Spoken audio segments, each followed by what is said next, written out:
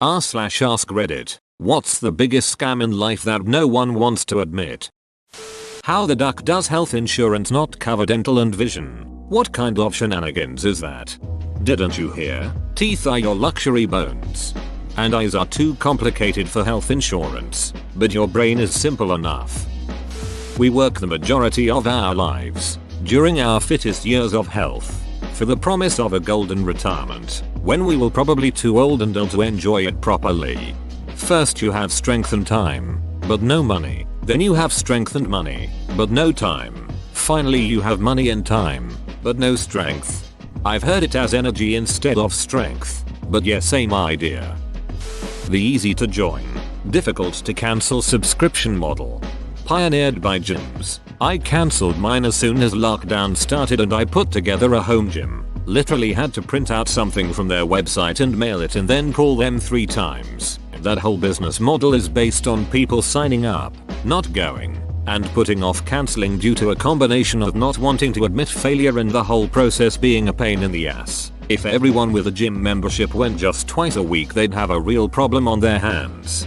It's funny that MoviePass kind of tried to copy the formula of a business model that only works when people sign up but don't use it. They found people actually like to go the movies though. Online convenience fees. My bank has free bill pay and will mail them a check if they don't have any other option. So now they get a check from me and the inconvenience fee is their own cost to process the thing. Get paid slower, etc. That's my r/malicious compliance story for my HOA fees. Mom, tell me the truth and I won't be mad. 100% my kids are early teens now and any attempted cover-ups are way worse than the crimes. Plus, I'm not mad, I'm disappointed. The trick to make this work is not rip their ducking heads off when they do tell you in that moment, because otherwise you're just teaching them that lying at least gives them a chance to avoid your abuse. Thanks for that. Dad edit. Fixed some spelling. I'm sorry so many of you can relate, but damn, I didn't get a single negative response here. Such a sweet thread. The entire wedding industry, to be clear, not marriage but weddings specifically. I'm happily married to my wife and we were content to do something special, just the two of us. Maybe spend a couple of grand and treat ourselves a little bit to something amazing. Cue the families getting involved and before you know it we're spending closer to 20 grand on one day and feeding a bunch of people I've not heard of before or since the wedding. 100% agree. There were 3 people at my wedding, which was held in a small bar before it opened. We were interested in having a marriage, not a wedding. Spent our money on a vacation. Still going strong 16 years later. Same here. My husband and I, his 2 sisters, and his parents. We all went out to dinner after. We just celebrated our 17th wedding anniversary this month. I've been to big weddings and the receptions were fun. But I saw all the stress and how consuming it all was. The weddings became more about making sure everything went off without a hitch, and less about just enjoying that special moment between 2 partners. The subscription-based economy. This makes me so angry. Why does everything have to be a subscription now? I mean, I know why, but I still hate it.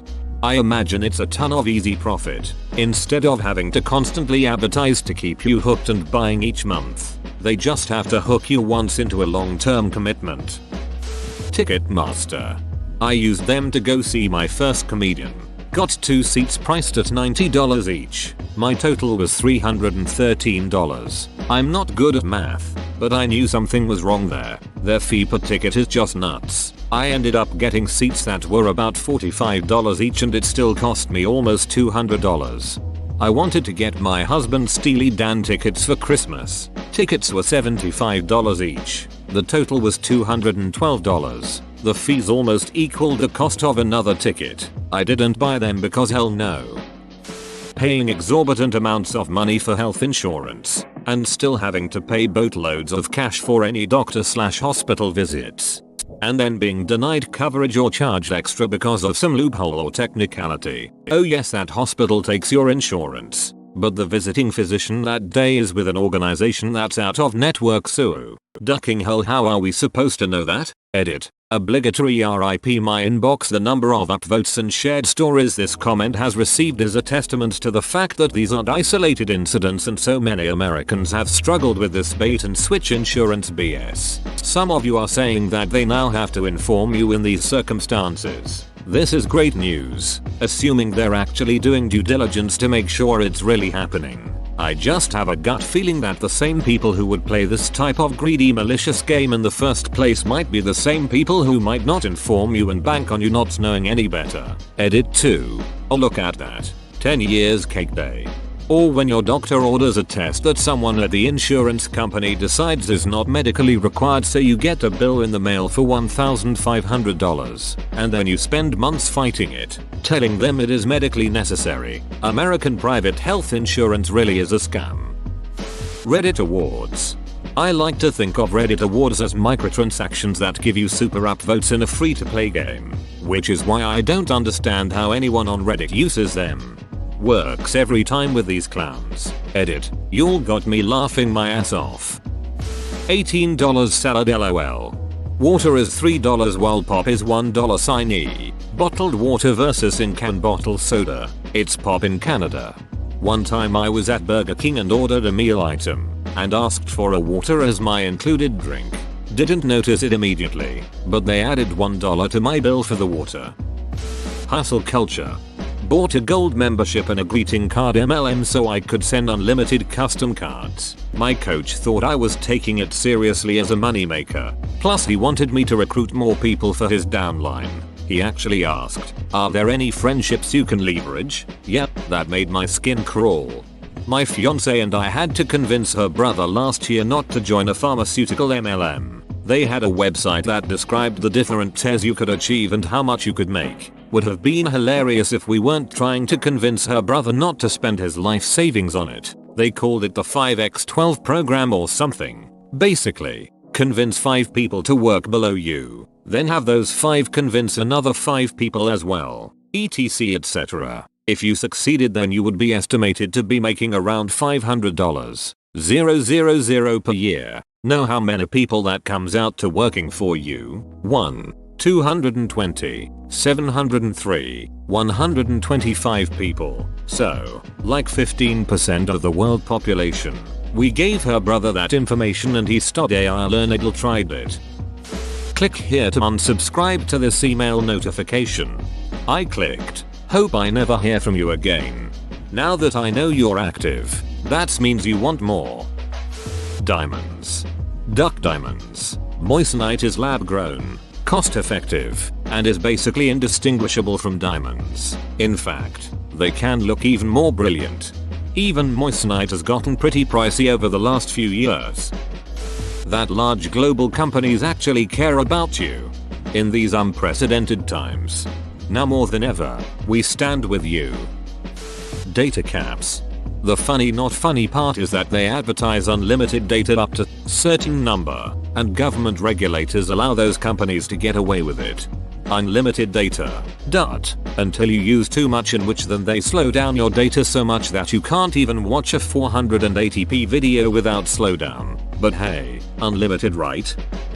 Free trial. Voice. Enter your card details. Bucket it. This is a joke. I do understand how subscriptions work. That's why I keep a Visa gift card with a few cents left on it. Holy shit, does that work? You probably have to cancel still, right? I have one in a drawer still and I've only ever done one free trial with my card, Skillshare, for a few months, because I don't like entering card details into a company I don't know if is reliable.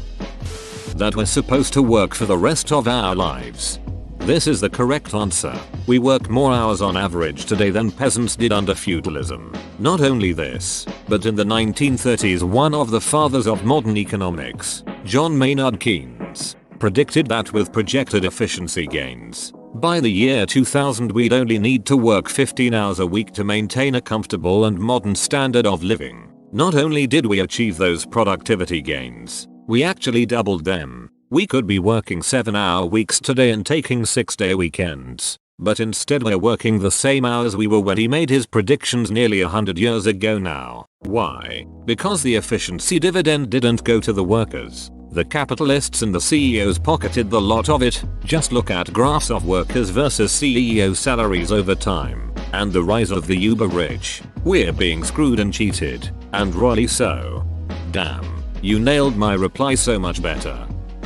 The prices of anything baby related, toys, food, clothes, etc. was in a store on Saturday to get a cot mattress and cover. I cried. We bought dog poop bags to dispose of diapers on the go because it was so much cheaper than a baby equivalent. Tiny roll of those bags lasts forever in a diaper bag. Put baby in a product name and suddenly it's so much pricier than an equivalent product not marketed the same way. Same with wedding. Put wedding on a product and it is 5x more expensive for the same thing without wedding. Claw machines in arcades. Specifically, they're programmed to pay out after X number of dollars. Claw games with cheap stuff like stuffed animals will pay out relatively frequently. Things like the stacker game or the keyhole game with big ticket things are programmed to pay out at a much lower rate. The one in the arcade I worked at in college didn't have that. Instead, you could tweak the claw strength differently during the grab portion versus the carry portion, so people would be able to pick up the prize, but then while carrying it to the door, it would drop it. Fuels that so close feeling and they'll give it another go. Buying a star and naming it. A waste of your cash and time. The only organization that can name a star is International Astronomical Union. Besides, you can do it for yourself for free in your backyard. No one's gonna know if you renamed Betelgeuse Marty. That's between you two. Hope it doesn't blow up soon. Edit. Yes, I know Betelgeuse may have exploded already and just taking the light years to reach us.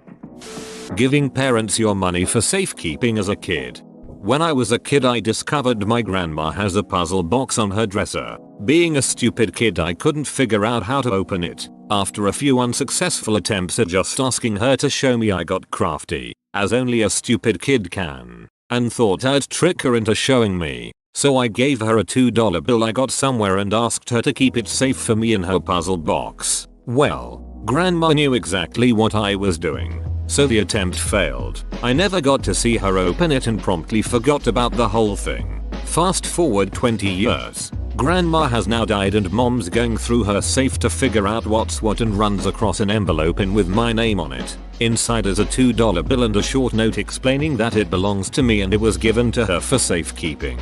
She did keep it safe for me, right next to the deed to her house and other important financial documents. Even though it was a silly attempt at trickery and not a genuine request, I did end up getting that puzzle box, and as an adult it took about half a second to figure out how to open it. It currently contains a rattlesnake rattle that my grandma got as a little girl. That was a treasure she kept in the puzzle box. A $2 bill. And that note.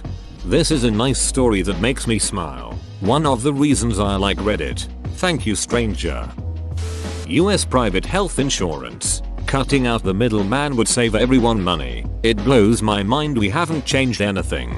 We haven't changed anything because the insurance companies flow so much money to Washington that they all turn a blind eye to what a freaking shit show it is.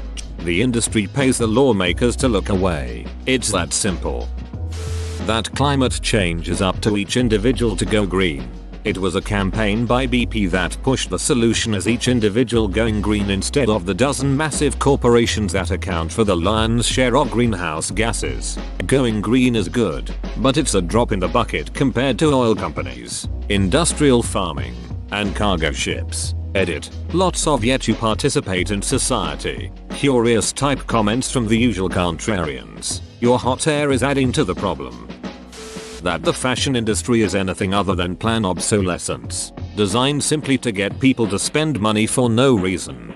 I've noticed even my recent buys of simple t-shirts will degrade much faster than a decade ago. I still have a shirt from JCPenney I got 16 years ago that hasn't faded, thinned out, or much else. That shirt from 2 years ago though, insta holes. I very much noticed this. There are some exceptions, but in general the quality of clothing has diminished and the lint trap in the dryer is well used.